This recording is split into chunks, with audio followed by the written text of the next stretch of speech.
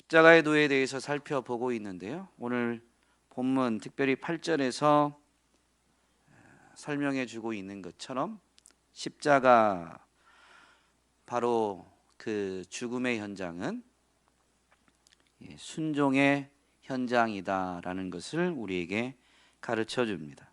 사실 십자가는 순종의 극치이죠. 죽기까지 복종하셨다라고 설명해 주는데요.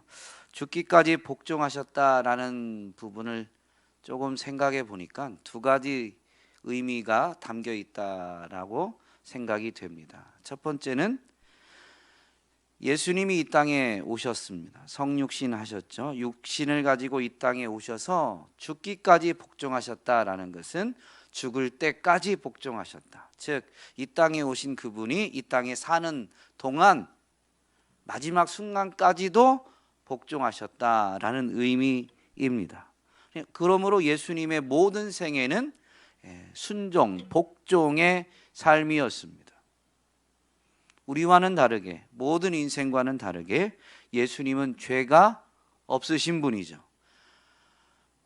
태어나서 이 땅에 육신을 입고 태어나서 죽을 때까지 예수님은 하나님의 말씀, 하나님의 뜻 앞에서 순종하셨기 때문에 죄가 없으시다라는 것이죠.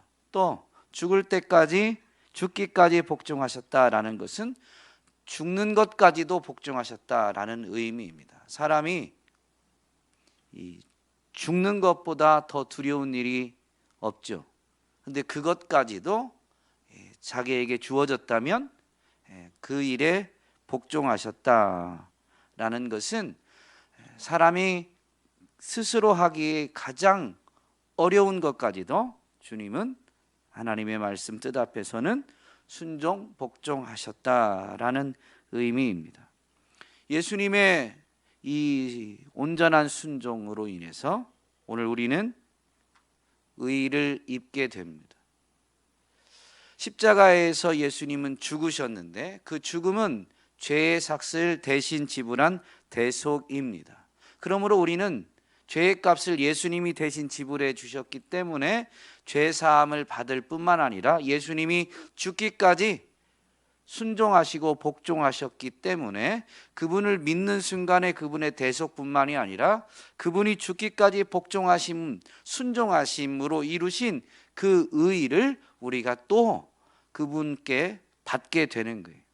믿음을 통해서 연합하니까 이것을 의의 전가라고 합니다. 그래서 사실 우리는 하나님의 말씀과 뜻 앞에 우리 생각을 자꾸 내세우는, 이것은 우리 생각을 하나님의 뜻 앞에 내세운다라는 것은 불순종하는 거죠.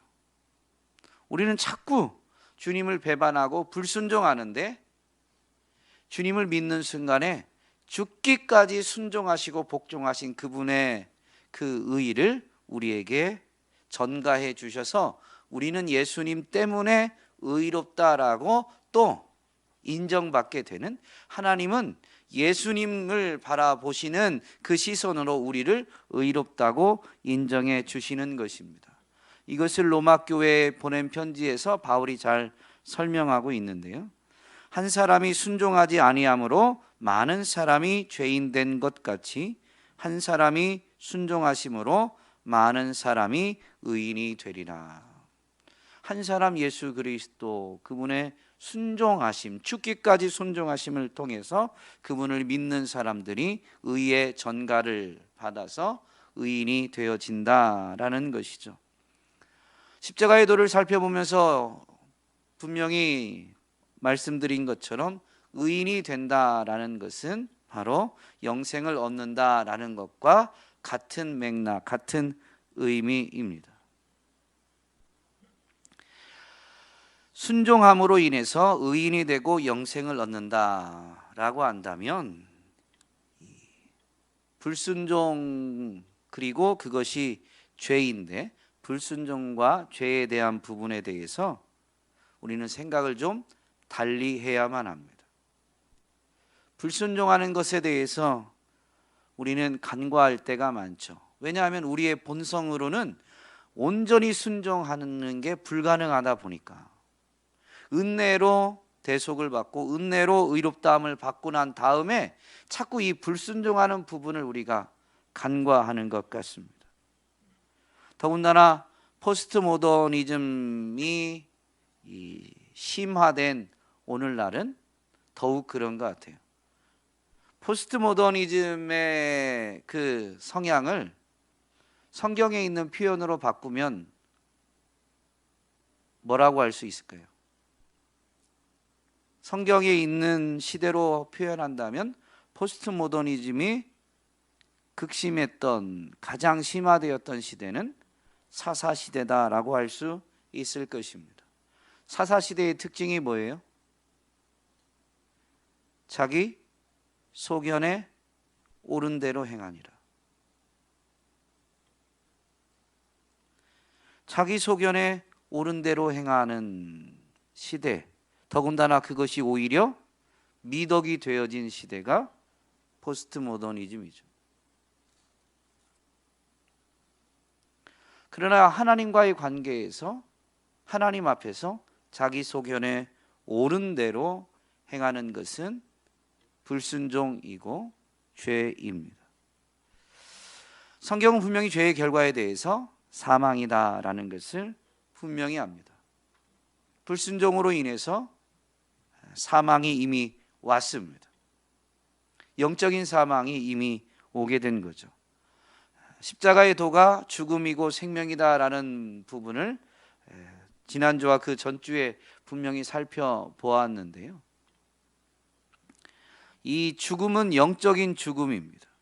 그래서 에베소서 2장 1절 말씀에 보면 예수님이 허물과 죄로 죽었던 너희를 살리셨다라고 선언하면서 그때, 즉 너희가 죽었을 때에 대해서 이렇게 설명하고 있습니다. 너희는 그 가운데서 행하여 이 세상 풍조를 따르고 공중의 권세 잡은 자를 따랐으니 곧 지금 불순종의 아들들 가운데서 역사하는 영이라. 공중의 권세 잡은 자를 따르는데 그 공중의 권세 잡은 자는 어떤 존재냐? 불순종의 아들들 가운데서 역사하는 영. 공중의 권세를 잡아서 사람들로 하여금, 영적으로 죽은 사람들로 하여금 불순종하는 삶을 살게 만드는 영이다라는 것입니다. 영적으로 죽으니까 영적 분별력이 없어서요, 공중의 권세 잡은 자를 그냥 따라가게 되는 거예요. 그 공중의 권세 잡은 자를 따라가게 만드는 방법이 뭐냐면 세상 풍조입니다. 남들이 다 옳다라고 여기는, 남들이 대부분 그렇게 행하는 것들, 그것을 그냥 분별력 없이 따라가게 되는 것이죠. 그것은 곧 하나님께 불순종하는 것이 됩니다. 그래서 사도 바울은 믿음으로 구원을 받는다, 믿음으로 의롭다함을 받는다라는 것을 로마서 1장 1절부터 11장까지 쭉 설명하고 나서 이제 그 결론으로 믿음으로 구원받는 자들에게, 믿음으로 의롭다함을 얻은 자들에게 권면을, 생활적인 삶적인 측면에서의 권면을 주는데 그것이 12장부터 시작됩니다. 12장 1절에 그러므로 라고 하면서 결론적으로 이런 권면을 하게 되죠. 그러므로 형제들아 내가 하나님의 모든 자비하심으로 너희를 권하노니 너희 몸을 하나님이 기뻐하시는 거룩한 산 제물로 드리라. 이것이 너희가 드릴 영적 예배니라. 영적으로 죽었던 자들이 믿음으로 말미암아 의롭다함을 받는, 영생을 얻게 되는, 영적으로 생명을 얻게 되었다면 이제부터는 영적인 삶을 살게 되는데 그게 바로 예배임을, 그것도 영적인 예배를 드려야 됨을, 그런데 그것은 자신의 몸을 거룩한 산 제물로 드리는 것임을 분명히 권면하는 겁니다. 그러면서 2절에서 이렇게 설명하죠. 너희는 이 세대를 본받지 말고. 이 세대를 본받는 것은 공중의 권세 잡은 자를 따르는 거예요. 그거는 불순종하는 삶입니다. 하나님께 대한 불순종. 그러므로 이 세대를 본받지 말고, 이 세대가 하는 일을 전혀 안 하는 건 아닙니다. 근데 이 세대가 가르치고 요구하는 것을 그냥 본받는 게 아닙니다. 만약에 이 세상에서 해야 되는 일들, 세상이 말하는 것들을 영적으로 생명을 얻은 자들도 할 수 있지만 그것은 세상이 그렇기 때문에 하는 게 아니라 우리가 이 땅에 남겨진 존재로서 육을 가지고 있다 보니까 어떤 부분에서는 그게 필요해서 하나님의 영광을 위해서지만 필요에 따라서 행하게 되는 거죠. 그냥 남이 세상이 그러니까 끌려가는 게 결코 아닙니다. 어쨌든 이 세대를 본받지 말고 오직 마음을 새롭게 함으로 변화를 받아 하나님의 선하시고 기뻐하시고 온전하신 뜻이 무엇인지 분별해야 합니다. 거기서부터 영적 생명을 가진 자들의 삶의 시작인 것이죠. 공중의 권세 잡은 자는 불순종하는 아들들 가운데에서 역사합니다. 사람들로 하여금 세상 풍조를 따르게 하고 하나님의 뜻에 불순종하게 하는 거죠. 그게 뭐예요? 죄를 짓게 하는 겁니다. 그러면 공중의 권세 잡은 자는 누구예요? 잘 아시잖아요, 이건. 뭐 질문만 하면 이렇게 어려워하세요. 공중의 권세 잡은 자가 누구예요? 마귀, 사탄입니다. 그래서 사람들로 하여금 불순종하게 하는, 세상 풍조를 그냥 따르게 하는 이 마귀 사탄은 결국 하나님 앞에서 범죄하게, 죄를 짓게 만드는 거죠. 요한일서 3장 8절은 이것을 잘 가르쳐 줍니다. 죄를 짓는 자는 마귀에게 속하나니 마귀는 처음부터 범죄함이라. 마귀는 자꾸 처음부터 범죄했고 사람들을 범죄하게 만드는 거죠. 죄를 짓게 만듭니다. 그러면 하나님의 아들 바로 예수 그리스도, 우리를 구원하시는 그분은 이 죄의 측면, 마귀와의 관계에서 보면 예수님은 무슨 일을 하시는 거예요? 그 뒤에 말씀이 나옵니다. 하나님의 아들이 나타나신 것은 마귀의 일을 멸하려 하심이라. 마귀는, 공중의 권세 잡은 자는 세상 풍조를 따르면서 하나님의 뜻에 불순종하게 함으로 죄를 짓게 만든다면, 마귀의 일을 멸하시는 예수님은 무슨 일을 하시는 거예요?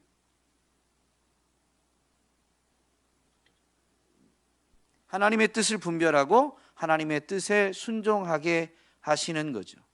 이것을 위해서 이 땅에 오셨고 이것을 위해서 십자가를 지셨어요. 이게 십자가의 도입니다. 우리는 이 부분을 간과하면 안 되는데요. 불순종은, 육을 가진 우리는 참 벗을 수 없는 굴레와도 같은 죄이죠, 죄. 그렇다고 해서 우리는 이것을 이제 그냥 당연시 여기면 안 됩니다. 성경에서 보면 택하심과 구원을 받은 이스라엘 백성들이 돌이키지 않으면, 순종의 삶을 살지 않으면 징계를 받는 장면들이 많이 나옵니다. 여러분, 불순종한 사람들과 그 결과를 성경은 낱낱이 우리에게 가르쳐줘요. 출애굽이 구원을 상징하죠. 출애굽한 이스라엘 백성들이 광야를 지나면서 하나님께 불순종하는데 대표적인 사람들이 누가 있을까요? 광야를 지나면서 하나님께 불순종했던 대표적인 사람들, 이스라엘 백성 전체가 애굽을 그리워하며 하나님께 불평하고 하나님의 말씀 뜻 앞에 온전히 순종하지 못한 전부이지만, 그러나 대표적으로 앞장서서 드러내놓고 반역하는 사람들이 있었죠. 바로 고라와 다단과 아비람과 온이라는 사람입니다. 이들이 무리를 선동해서 모세의 지도력에 대해서 따지고 모세의 지도력에 대해서 반기를 듭니다. 표면적으로는 모세에 대한 반기이지만 출애굽의 지도자로 모세를 세우신 분이 하나님이십니다. 그리고 모세 개인의 능력으로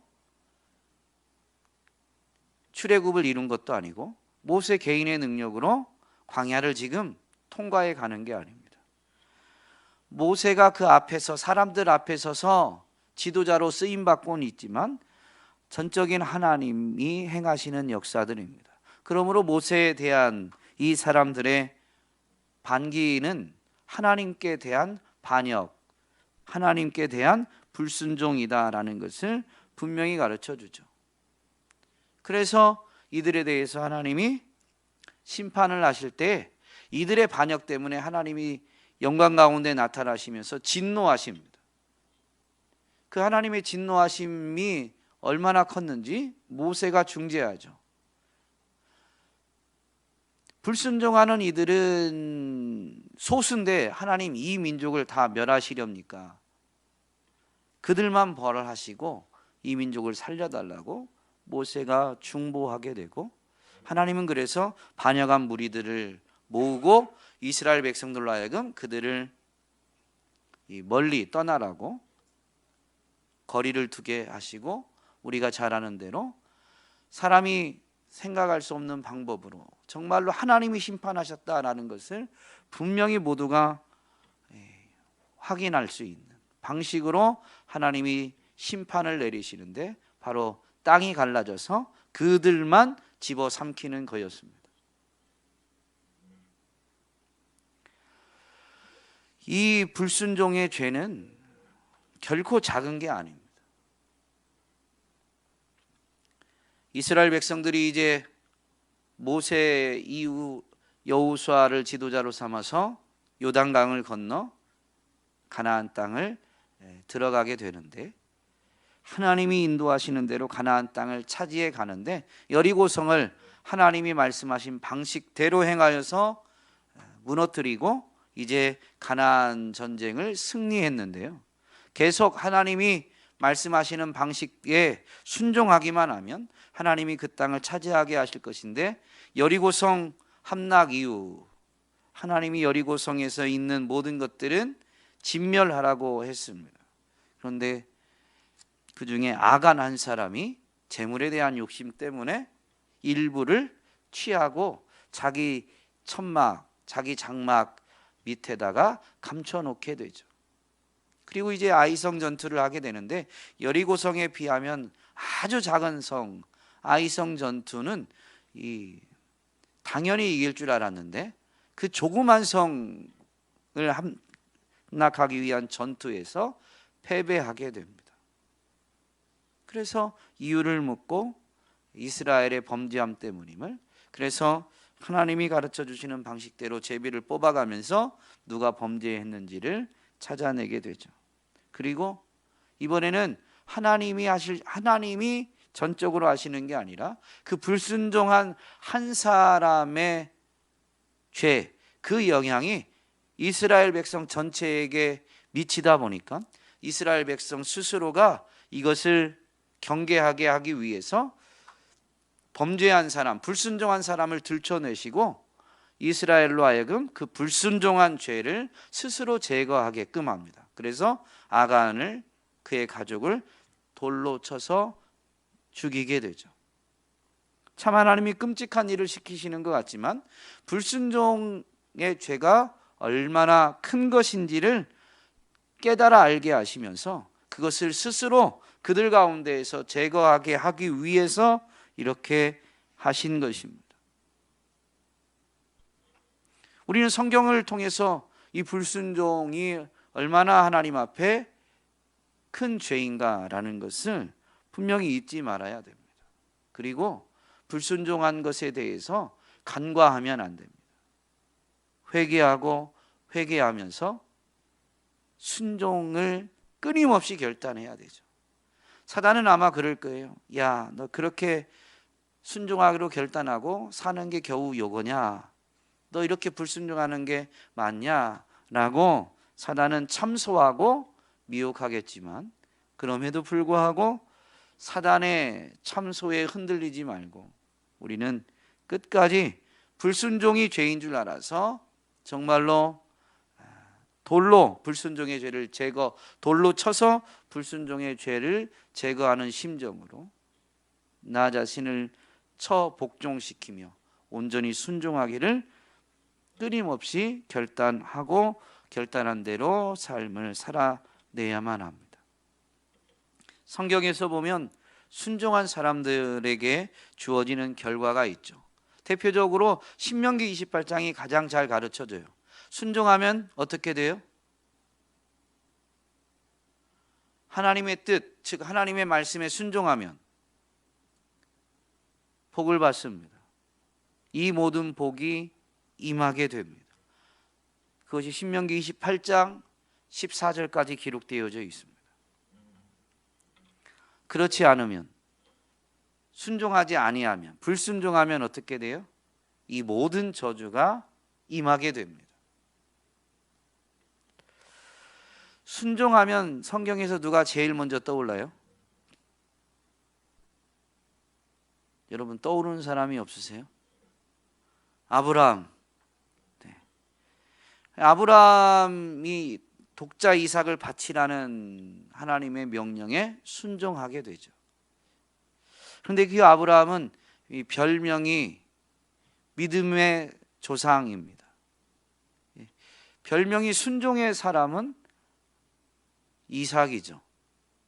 사실은 아버지가 명령을 받았지만 그 아버지가 행하는 일 앞에 이삭은 물리적인 육체적인 힘으로 항거하거나 도망칠 수도 있지만 성경의 그 사건을 이야기를 보면 이삭이 저항하는 면이 없습니다. 죽어야 되는 건데 마치 예수님의 이 십자가를 연상시키듯 죽는 그 순간에 저항하지 않고 그냥 순종했습니다. 이삭이 순종했다라는 것을 명확히 표현하면서 설명해 주는 사건이 있는데 창세기 26장에 있습니다. 그랄 땅에 흉년이 들게 됩니다. 그 흉년은 아브라함 때의 첫 흉년이다. 아브라함 때부터 있었던 흉년 중에 최고로 큰 첫 번째 가는 흉년이다라는 의미입니다. 그러다 보니까 이삭이 그랄 땅에 계속 머물기가 어려운 거죠. 아버지 아브라함 때부터 이렇게 큰 흉년이 든 적이 없으니까. 그런데 그때 여호와께서 이삭에게 나타나셔서 애굽으로 내려가지 말고, 아마 이삭이 아버지의 이야기를 전해 들었겠죠. 가나안 땅에 있었던 아브라함도 살아가기 위해서 삶의 자리를 찾다가 기근의 때에 애굽까지 내려간 적이 있죠.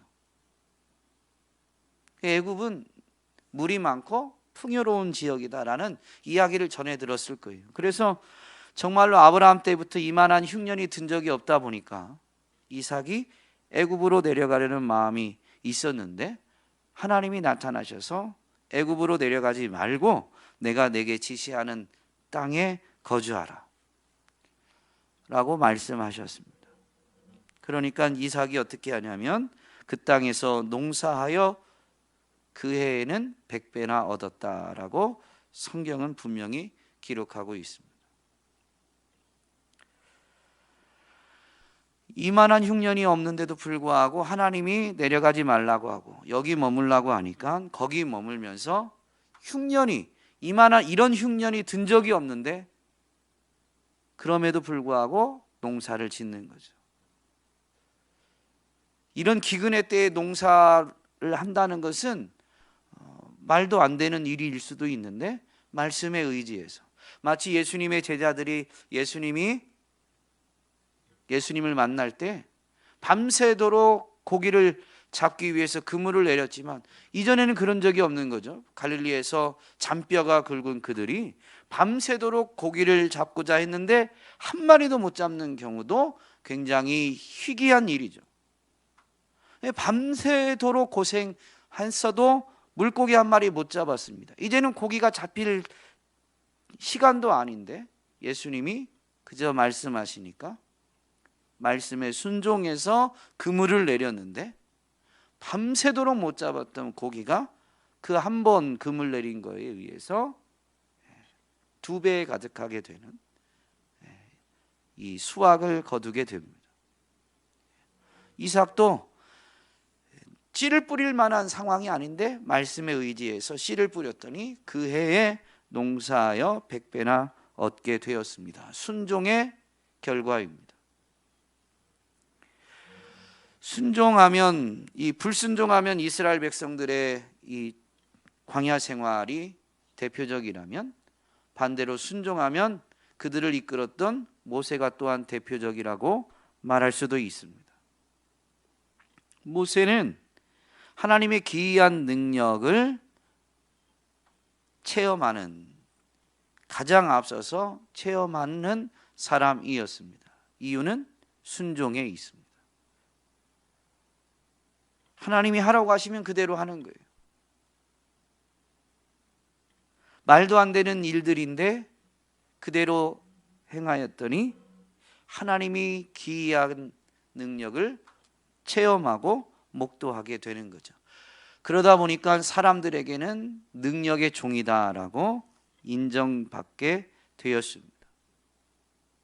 여러분, 순종의 비결은 뭘까요, 그럼?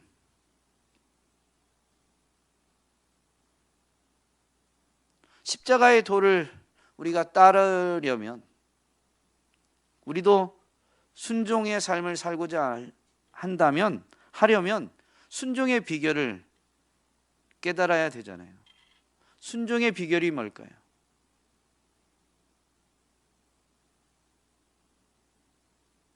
네? 오늘 우리가 읽은 본문에 보면 8절에서는 죽기까지 복종하셨다고 했는데, 그 앞에 보면 자기를 낮추시고, 자기를 낮추시는 거, 이게 뭐예요? 그분은 원래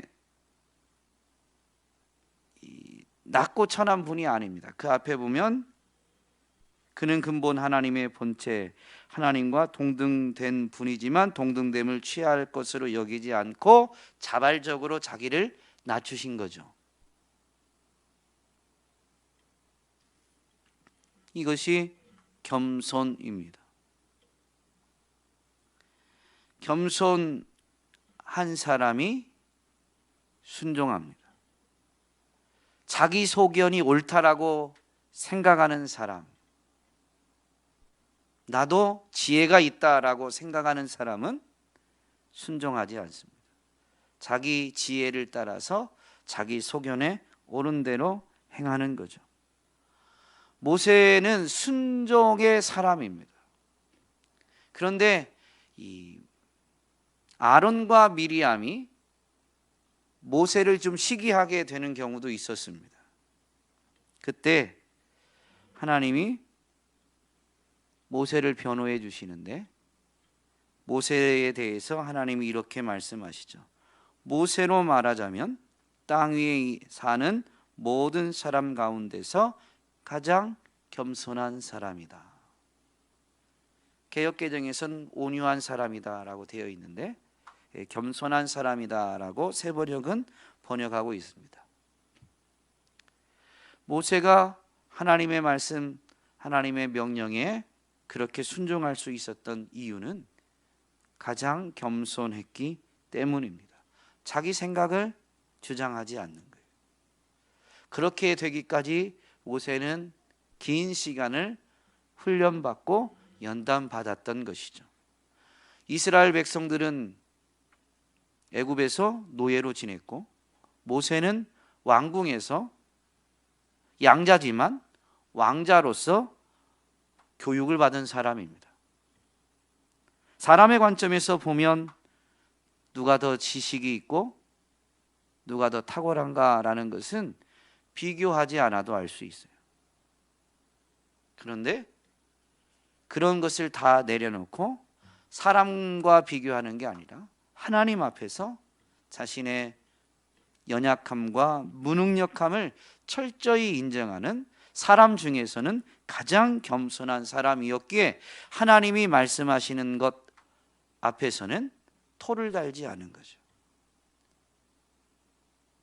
바로가 거세게 저항하는데도 하나님이 또 가라고 그러면, 아니 분명히 거절하고 화를 냈는데 너 나를 다시 보면 뭐 온갖 협박을 하지 않았겠어요. 죽인다는 둥, 말도 안 되는 요구, 그딴 요구할 것 같으면 너 다시 오면 내가 널 죽여버리겠다든가. 성경에 그렇게 기록되어지진 않았지만, 그런데도 하나님이 또 가라고 하시면 가는 거예요. 그냥.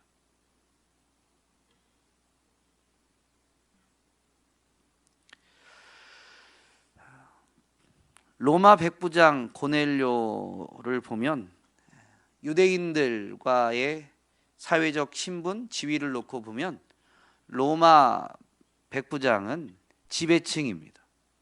그런데 그런 로마 백부장 고넬료가 어떤 사람이라고 요즘 사도행전을 우리가 그동안 봤으니까요. 사도행전에서 설명하고 있어요. 하나님을 경외하는 사람.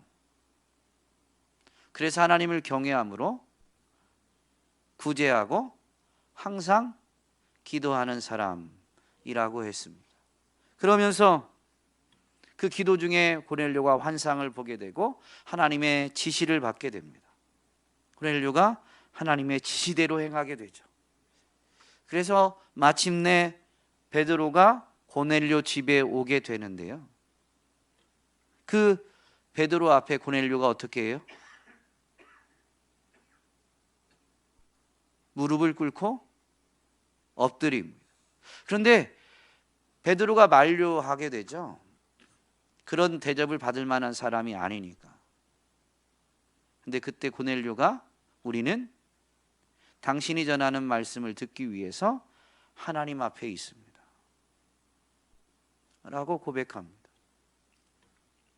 하나님 앞에서 자신의 지위, 가지고 있는 그 모든 것을 눈에 보이는 사람의 비교해서 내세우는 게 아니라 하나님 앞에서 자신을 돌아보다 보니까 어떤 것도 내세우지 않고, 그러다 보니까 무릎 꿇고 심지어 엎드릴 수밖에 없었던 것이죠. 이게 겸손입니다. 겸손한 사람은 하나님의 말씀 뜻에 귀를 기울이게 되어 있고, 겸손한 사람은 말씀을 듣고 난 다음에 하나님은 이 세상에서 안 살아보셨죠? 하나님은 우리의 답답함을 겪어보지 않으셨죠? 라고 따지지 않아요. 자기 소견에 옳은 것을 내세우지 않습니다. 이치에 맞지 않아도 정말로 하나님의 뜻인지를 확인하는 과정, 단계들이 필요할 수는 있지만 하나님의 뜻이 분명한 경우에는 오직 순종으로만 나아가게 됩니다. 그러면 어떻게 해야 겸손한 마음을 가질 수 있을까요? 타락한 우리의 본성은, 이 타락한 본성, 죄의 본성, 죄의 뿌리가 뭐냐면요, 하나님 자리에 내가 오르는 거예요. 자기 중심성이죠. 그런데 어떻게 겸손한 마음을 가질 수 있어요? 기도 외에 다른 것으로는 이런 일이 일어나지 않습니다. 물론 이 말씀, 기도 외에 다른 것으로는 이런 일이 일어나지 않는다라는 말씀은 사실은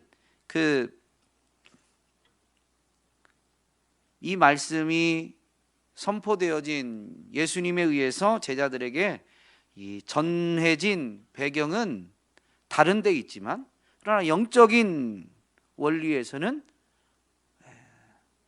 언제든지 적용될 수 있는 것 같아요.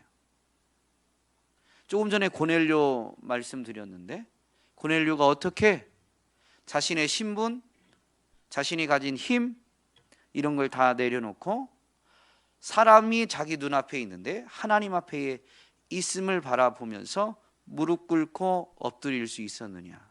기도하는, 그것도 항상 기도하는 사람이었기 때문인 거죠. 육을 입고 이 땅에 오신 예수님이 어떻게 죽기까지 복종하실 수 있으셨어요?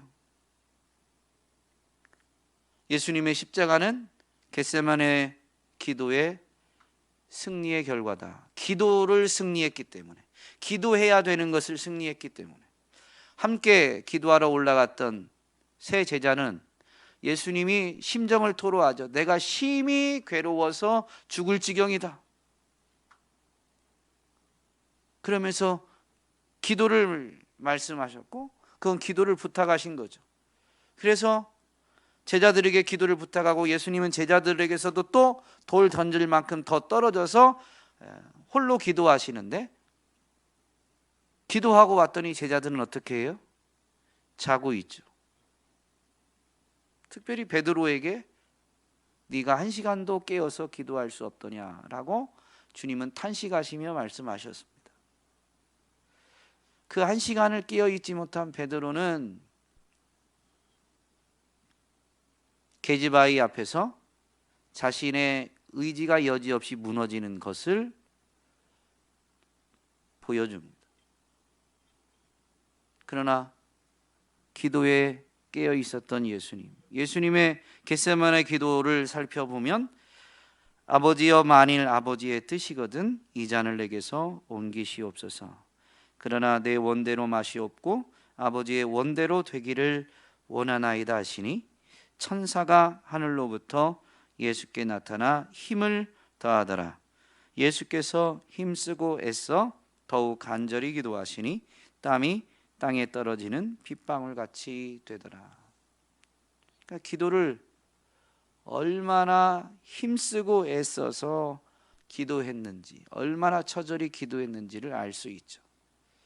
기도할 수 있는 힘이 부족해서 기도를 얼마나 처절히 했는지, 계속 깨어서 기도하기에 힘이 부족하니까 하나님이 은혜를 베풀어 주시는 거죠. 하나님이 역사하시는 거죠. 천사가 나타나 힘을 더하더라. 그렇게 해서 아버지의 뜻이 이루어지는 것에 자신을 내어드리기를 기도한 겁니다. 자기의 원함이 이루어지는 것을 위해서 기도한 게 아니라 아버지의 뜻이 이루어지는 것을 위해서, 아버지의 원대로 뜻대로 되기를 위해서 땀방울이 핏방울 되도록 기도하셨고, 기도에 승리하니까 하나님의 뜻대로 죽기까지 복종하시게 된 것이죠. 물론 예수님의 신성이면 그렇게 기도하시지 않으셔도 자발적으로 하나님의 뜻에 순종하여 걸어가실 수 있었을지도 모릅니다. 그분의 신성이라면. 그러나 육을 가지고 있고 또 우리에게 본을 보이시며, 아니 우리를 대신해서 온전한 의를 이루기 위해서 그분은 땀방울이 핏방울이 되는 기도를 몸소 행하시고 기도에 승리하시면서 정말로 죽기까지 순종하실 수 있으셨던 거죠. 그렇다면 오늘 우리는 겸손한 마음이 흐트러지거나 그래서 하나님의 말씀에 순종하지 못하게 되는 것에 대해서 우리는 원래 그렇다라고, 우리의 연약함이다라고 그냥 치부해 버려서는 결코 안 되겠습니다. 그게 틀린 말은 아니지만 그것은 우리가 내세울 수 있는 주장은 결코 아닌 것이죠. 우리가 예수님처럼 기도해 보지 않고 그냥 우리는 원래 연약한 존재이니까, 하나님 다 아시죠? 그 한마디로 그냥 넘어갈 수 있는 건 결코 아닌 것 같습니다. 불순종과 그 결과를 간과하지 말고 오직 기도함으로 더욱 겸손해져서 순종의 삶을 온전히 살아내시는 저와 여러분이 될 수 있기를 주님의 이름으로 축복합니다.